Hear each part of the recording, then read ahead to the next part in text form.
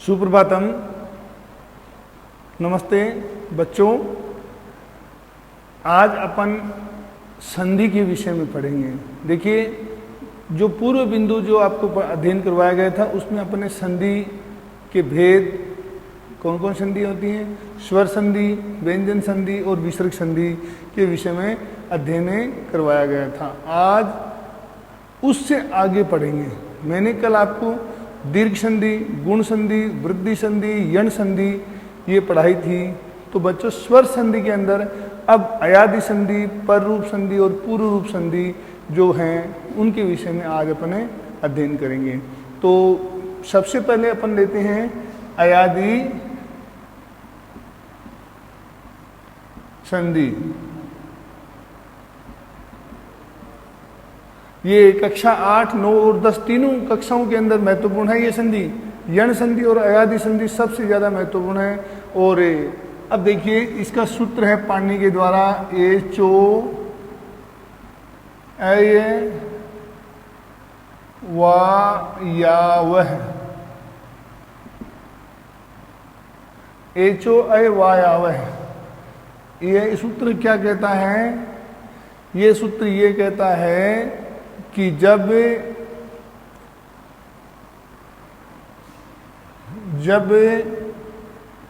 ए ओ ऐ औ के बाद में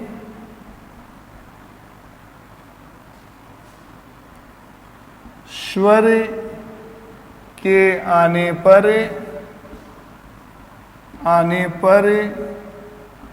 क्रमशः अय, अव, आय,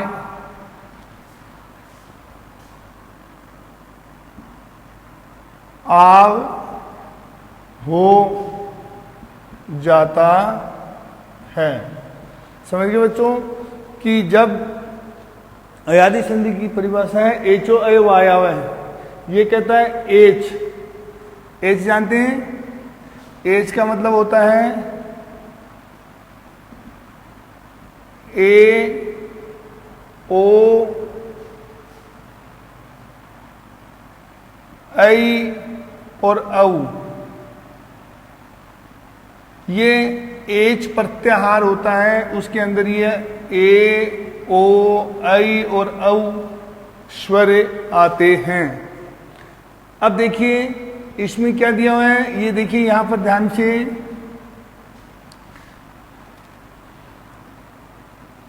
ये ए है, यहां पर पूर्व रूप संधि। क्यों? ये देखो ए और ओ के बाद में अगर ए आता है तो उसका अवग्रह हो जाता है, तो इसको क्या कहते हैं? अवग्रह का चिन्ह है, जिसको अपन ए बोलते हैं। समझ में आया? तो यहां पर देखिए ये पूरा है, और अब इसका देखिए यहां पर मैंने किया है अय। तो इसमें से जब अय निकला, ठीक है, यहां पर ये क्या है? हलंत। यहां पर ये क्या है? पूरा। तो इसमें से क्या निकलेगा? ए। तो ए निकलेगा तो क्या हो गया? ए। और यहां पर क्या है? व। ठीक है, यहां पर वह हलंत है, यहां पर वह क्या है? पूरा। और आ की मात्रा दी हुई है, तो इसमें से क्या निकलेगा? आ। और आगे क्या दिया हुआ है? ये। तो आ ये। ठीक है, अब यहां पर ये हलंत है, यहां पर या की मात्रा लगी हुई है, तो इससे क्या निकलेगा? आ। और आगे क्या दिया हुआ है? वह।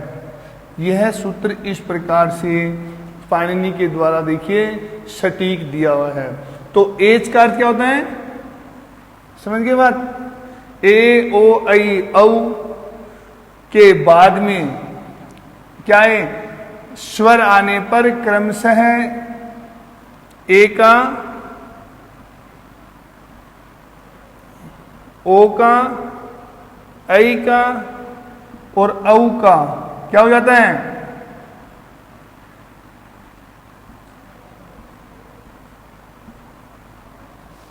आई बात समझे? ये इस प्रकार से आपको ध्यान में रखने की बात है कि आप इस प्रकार से समझिए कि ए का ऐ, ओ का अव, ऐ का आय और औ का आव हो जाता है। समझ में आई बात? अब देखिए इसको अपन अगर नियम से देखते हैं तो एचो अय वायाव में ए प्लस स्वर आए तो क्या होता है? आए। अब देखो ने धन अनम, यहां पर देखो ये ए है, ये ए है, यहां पर स्वर क्या है? ए। तो ए के बाद में स्वर आता है तो क्या होता है? आई। तो नए में अपन जोड़ेंगे तो क्या बनेगा? नए। यहां पर देखो ये हलंत है, यहां पर क्या होगा कि जब ये स्वर मिलेगा तो ये पूरा हो जाएगा नयनम। आई बात समझिए। इसी प्रकार से देखिए चेधन अनम तो बनेगा चयनम। क्या बनेगा? चयनम। समझ में आया? अब इसी प्रकार से देखिए नंबर 2 पर ओ प्लस स्वर बराबर क्या होता है? अव। क्या होता है? अव। अब देखिए कि पो धन अनम। अब आप समझिए, देखो यहां पर ओ है, यहां पर स्वर है ए, तो ओ के बाद में अगर स्वर आता है तो क्या हो जाता है? अव। तो आपने पै में जोड़ा तो क्या बना? पो। और यहां पर हो गया वे, तो वे ए मिलेगा तो पूरा हो जाएगा तो पवनम। अब होगा ना, ओ के बाद में स्वर आए तो क्या होता है? अव। तो पैवनम। अब दूसरा देखो भवनम, तो भो, अरे अव का क्या होता है? अरे अव का क्या होता है? ओ। तो भय में जोड़ा ओ तो क्या बनेगा? भो। देखो मैं दूसरे तरीके से बता रहा हूं आपको। संधि विच्छेद किया हो तो किस प्रकार से समझेंगे बच्चों, और जब संधि विच्छेद करना है तो किस प्रकार से। आपको यहां पर किसकी ध्वनि आ रही है? अव की। किसकी आ रही है? अव की। तो अव का क्या होता है? ओ। अव का ओ ही तो होता ना। तो आपने भय में जोड़ा तो क्या बनेगा? भो। और यहां पर देखिए वह लंत है, जबकि इसमें क्या दिया हुआ है? वह पूरा। तो क्या निकलेगा? स्वर ए। भो धन अनम भवनम। अब देखो भवती, भो प्लस अति भवती। इस प्रकार से आपको दोनों तरीके से समझना है। अब देखिए इसके जो नंबर 3 का नियम है वो देखिए।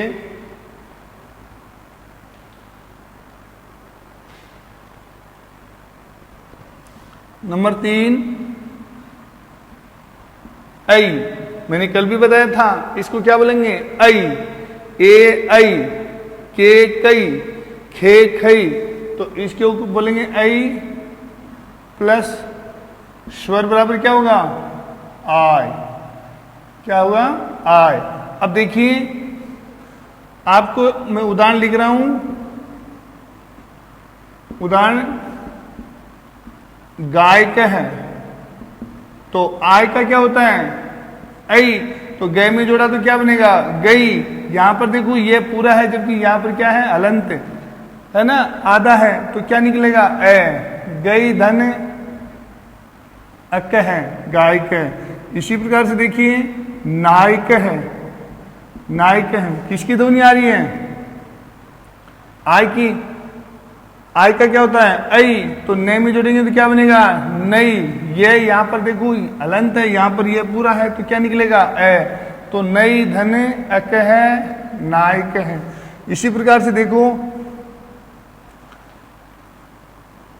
गायिका,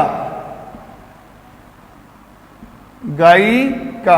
अब देखो इसमें ध्यान देना, किसकी ध्वनि आ रही है? आय की। आई की आ रही है ना, तो आई का क्या होता है आई, तो गए में जोड़ा तो क्या बनेगा गई, और इसमें किसकी मात्रा दी हुई है ई की, तो यहां पर ये हलन था, यहां पर ई की है तो ई निकलेगा, गई धन इका गायिका। इसी प्रकार से देखो विधायिका, तो आई की ध्वनि आ रही है ना, तो विधई प्लस इका। ठीक है, अब देखिए कि नंबर 4 इसी संधि का जो चौथा अंतिम उदाहरण है वो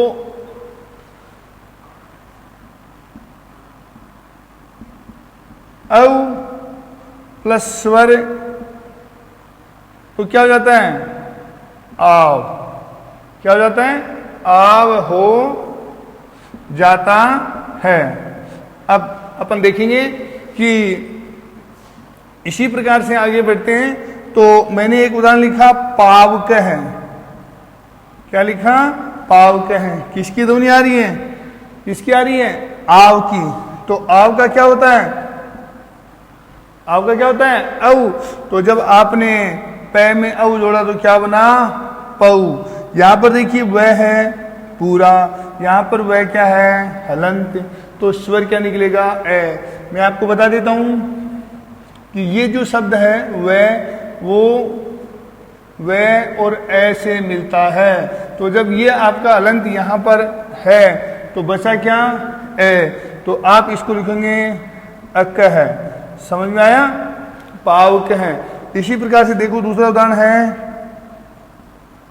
धावक है, तो धाव आव का क्या हो जाएगा आई, तो धव प्लस अक है। आई बात समझ में। अब देखो आगे सावक है, क्या है सावक। अब सावक में देखिए कि आव है ना, तो सव प्लस अक है सावक है। इसी प्रकार देखिए भावुक है ना, आव तो भव प्लस उक है। समझ में आया बात, भावुक है। इसी प्रकार से और भी देखो उदाहरण है, जैसे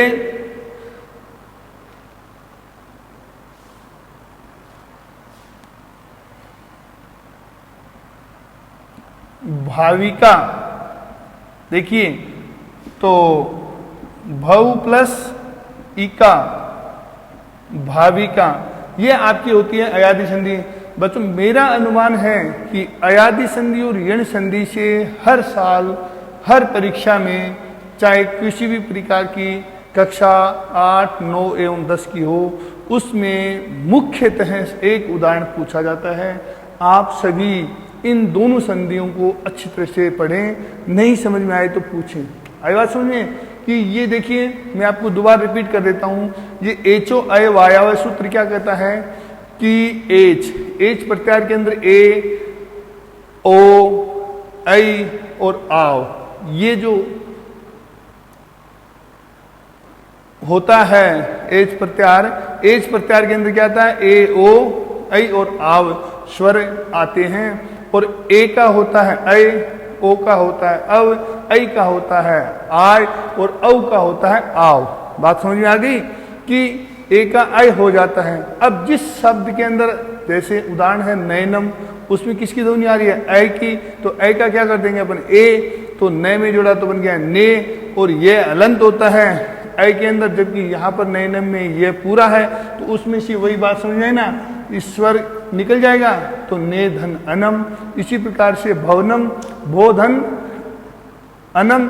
इसी प्रकार से नायक नई धन अक है नायक है। इसी प्रकार से जो चौथा नियम है कि शावक है सव धन अक है शावक है। आई बात समझिए, ये अयादि संधि हुई। अब स्वर संधि का जो भेद है वो है पर रूप संधि और पूर्व रूप संधि। ये दो संधियां स्वर संधि के अंदर बसती हैं। तो सबसे पहले अपन पढ़ेंगे पूर्व रूप संधि।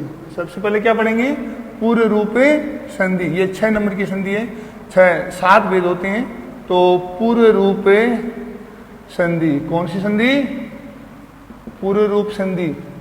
अब पूर्व रूप संधि के जो पाणिनि के द्वारा जो सूत्र दिया हुआ है पूर्व रूप से एंग पदांतात पदी,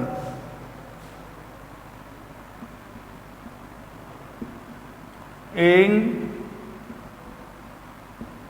पदांतात पदी, एंग पदांतात अति कर दीजिए या ये लो पदी कह दीजिए। ये देखो ये एंग पदांतात अति। अब देखिए इसमें क्या होता है, सीधा सीधा मैं आपको बता देता हूं। पूर्व रूप संधि के अंदर ये तो पूर्व रूप और पर रूप दोनों ही इतनी सरल हैं कि मैं आपको बताऊं कि जब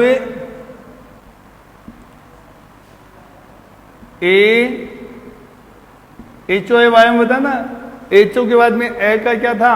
अवग्रह। तो जब ए ओ के बाद में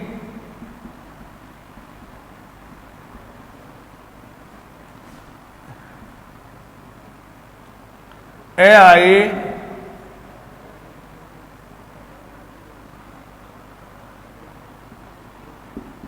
तो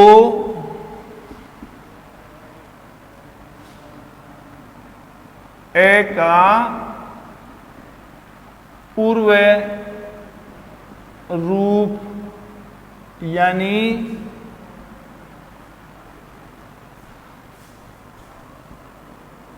ए का अवग्रह है। अवग्रह का मतलब ये एस जैसा, इसको बोलते हैं अवग्रह। ए का अवग्रह हो जाता है। आई बात सुनिए। अब देखिए आप, सामान्यतः मैं समझने के लिए बता देता हूं कि नंबर 1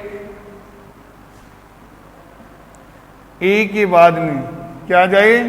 ए, तो क्या हो जाता है? उसका अवग्रह हो जाता है ना। इसको क्या बोलते हैं? अवग्रह होता है। अब इसके देखिए उदाहरण, इसका उदाहरण देखिए कि जैसे हरे अव। बच्चों मैं आपको कहता हूं किसी भी शब्द के अंदर अगर आपको इस प्रकार का लिखा हुआ दिखाई दे ए और ओ के बाद में, तो आप उस अवग्रह के चिन्ह को क्या करेंगे? ए के रूप में लिख देंगे स्वर के, और आपको प्लस का निशान लगा के संधि का नाम लिखना है पूर्व रूपे संधि।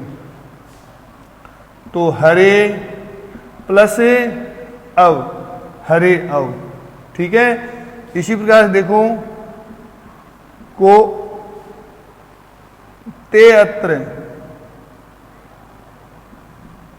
तो ते प्लस अत्र, ते प्लस अत्र, ते प्लस अत्र। अब देखिए इसका दूसरा जो उदाहरण है वो ये है कि ओ प्लस ए, तो उसका क्या हो जाता है? ए का अवग्रह होता है। अब देखिए मैं इसका यहां पर लिख रहा हूं उदाहरण।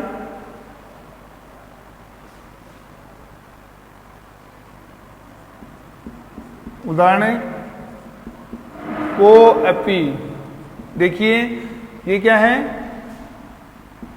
को प्लस अपी। बच्चों अगर इस उदाहरण को आप, बहुत महत्वपूर्ण है ये परीक्षा के अंदर आए हुए हैं, को प्लस अपी करते हो तो क्या होगी? कौन संधि होगी? पूर्व रूप संधि होगी। और अगर आप इसी को कह प्लस अपी करते हो तो यहां पर उत्वय विसर्गे, कौन संधि? उत्वय विसर्गे संधि होगी। ये दोनों के अंदर ध्यान में रखना, शब्द एक ही है परंतु संधि विच्छेद के अंदर ही संधि बदले जाती है। देखिए कहां पर होती है उत्वय विसर्ग संधि, कि अगर विसर्ग से पहले यहां पर ए या आ होता है, अगर यहां पर क्या होता है? ए या आ होता है तो विसर्ग का क्या बन जाता है? ऊ। तो ये ए और ऊ आपको कल गुण संधि पढ़ाई थी, क्या बनता है ओ। तो जब कै में जोड़ते हैं ओ तो क्या बनता है को। और मैंने आपको कहा पूर्व रूप में कि ए और ओ के बाद में अगर ए आता है तो उस ए का अवग्रह यानी पूर्व रूप हो जाता है। तो यहां पर बच्चों देखो ये तो हो गई उत्तर विसर्ग और यहां पर हो गई आपकी पूर्व रूप। दोनों ही उदाहरण बड़े महत्वपूर्ण है। अगर आपने संधि विच्छेद सही किया तो आपका सही होगा, अन्यथा संधि गलत हो सकती है। आपने संधि विच्छेद सही किया और संधि इसकी जगह पूर्व उत्तर लिख दी तो आपका गलत हो जाएगा। आपने संधि विच्छेद कह प्लस अपी किया और संधि लिख दी पूर्व रूप तो भी आपका गलत हो जाएगा। इसलिए ये उदाहरण बड़ा महत्वपूर्ण है, इसका आप ध्यान में रखेंगे। समझ में आ गई? तो इस प्रकार से उत्तर विसर्ग संधि और आपकी पूर्व रूप संधि होती है। इसी प्रकार से देखो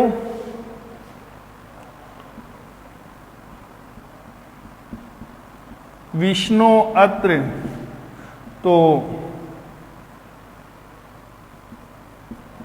विष्णु प्लस अत्र, ठीक है। इसी प्रकार से देखिए आपकी और उदाहरण में लिखता हूं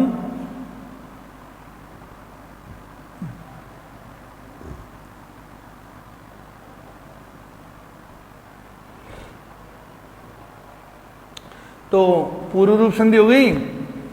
अब और उदाहरण आप अपने बुक के अंदर देखें और इनको लिखें और अभ्यास करें। बस सामान्यतः मेरे के ये कहने का तात्पर्य यही है कि अगर आपको ए और ओ के बाद में ए हो तो उसका अवग्रह कर देना है और संधि लिखनी है पूर्व रूप संधि। अब देखिए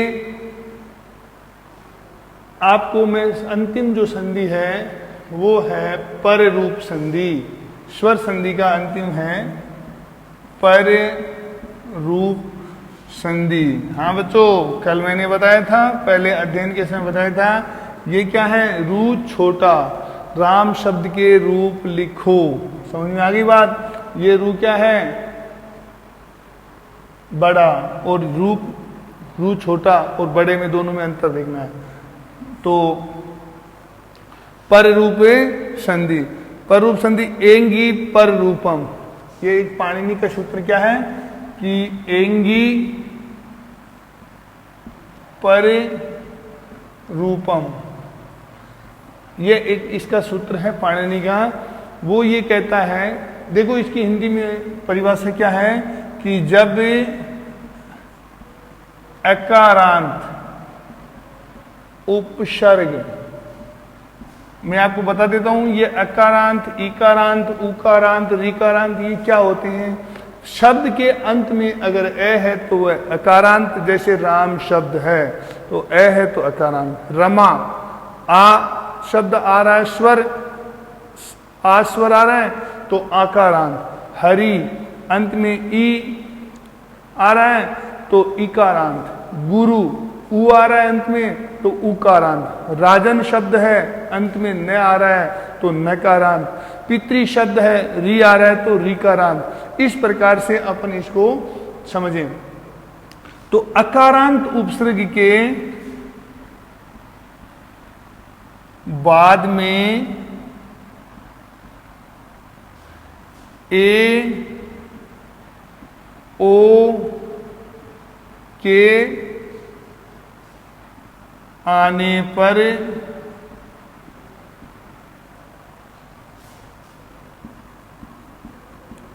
उसका पर रूप हो जाता है। आई बात समझिए? पर रूप का मतलब वही रूप हो जाता है, no change between each other. समझ गए बात? कि वही रूप हो जाता है, मतलब कोई परिवर्तन नहीं होता है। समझ में आई बात? अब अकारांत उपसर्ग कौन कौन से होते हैं बच्चों? दो ही उपसर्ग अकारांत हैं, एक प्रय है एक उप है, वो अकारांत उपसर्ग हैं। जैसे देखो मैं आपको एक उदाहरण बताता हूं। प्रय उपसर्ग है और इसके अंदर एजते, ये उदाहरण दिया हुआ है। ये अकारांत उपसर्ग है, इसके बाद में ए आ गया तो पर रूप, पर यानी वही रूप तो प्रे में ए जोड़ा तो क्या बना? प्रे जय ते। समझ में आया? इसी प्रकार से उप प्लस औषधि,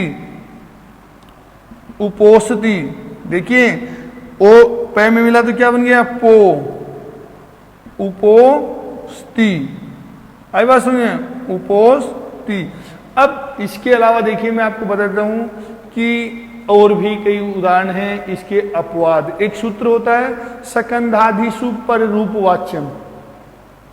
ये सूत्र ये कहता है पाणिनि का कि सकंधु, करकंधु, कुल्टा, इस प्रकार के कुछ उदाहरण हैं,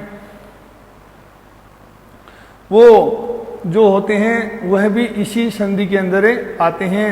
परंतु शर्त यह है कि देखिए मैं आपके सामने लिखता हूं कि उसमें आपको देखिए शक प्लस अंधु। अब यहां पर देखिए ए और कै व्यंजन, ए स्वर और कै व्यंजन मिले तो दीर्घ संधि होनी चाहिए। परंतु पाणिनि के सूत्र ने कुछ इस प्रकार के उदाहरण दिए हैं कि जिसमें भी पूर्व रूप पर रूप संधि ही होती है। तो इसके अंदर देखो क्या बनेगा? सकंधु। क्या बनेगा? सकंधु।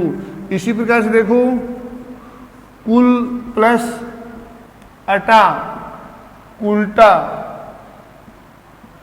आई बात सुनिए। और उदाहरण देखो